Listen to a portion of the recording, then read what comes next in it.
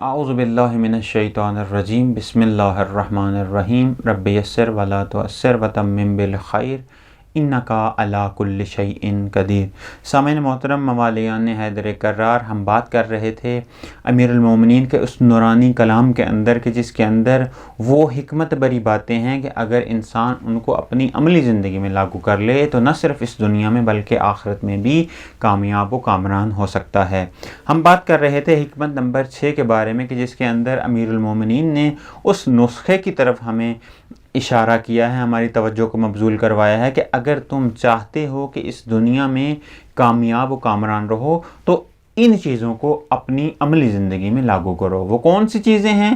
اس کلمے کے 3 حصے تھے۔ پہلے حصے میں امیر المومنین نے یہ ارشاد فرمایا کہ عقل مند کا سینہ اس کے رازوں کا مخزن ہوتا ہے، یعنی اس کے اندر تمام راز مدفن ہو جاتے ہیں، وہ کسی کو اپنے رازوں تک نہیں پہنچاتا۔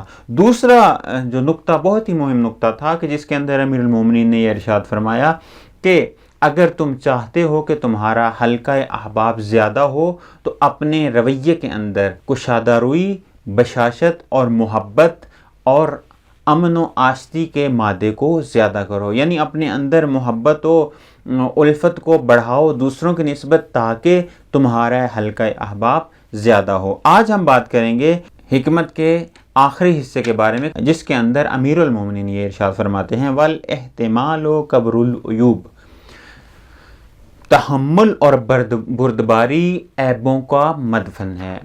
چونکہ انسان اجتماعی جنبہ زیادہ رکھتا ہے تو لامحالہ انسان کے جو تعلقات ہیں، انسان کے جو رویے ہیں، انسان اپنی روزمرہ زندگی کے اندر مختلف افراد سے ملتا ہے اور اس کو مختلف مسائل پیش آ سکتے ہیں۔ بعض اوقات ایسا ہوتا ہے کہ رویوں کی وجہ سے انسان پریشان ہوتا ہے، بعض اوقات ایسا ہوتا ہے کہ رویوں کی وجہ سے اس کو اذیت کا سامنا کرنا پڑ سکتا ہے، بعض اوقات ایسا ہوتا ہے کہ رویوں کی وجہ سے اس کے زندگی میں، چاہے وہ انفرادی زندگی ہو یا اجتماعی زندگی ہو، اس میں مشکلات اور مسائل کھڑے ہو جاتے ہیں۔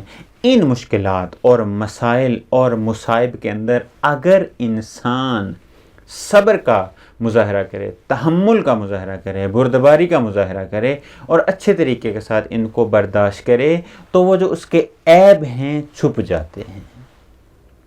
لیکن اگر اس کے برعکس انسان ان مشکلات میں تحمل اور بردباری کا مظاہرہ نہ کرے تو اس کے عیب جو چھپے، اس کے جو اندر اس کے عیب ہیں وہ ظاہر ہو جاتے ہیں۔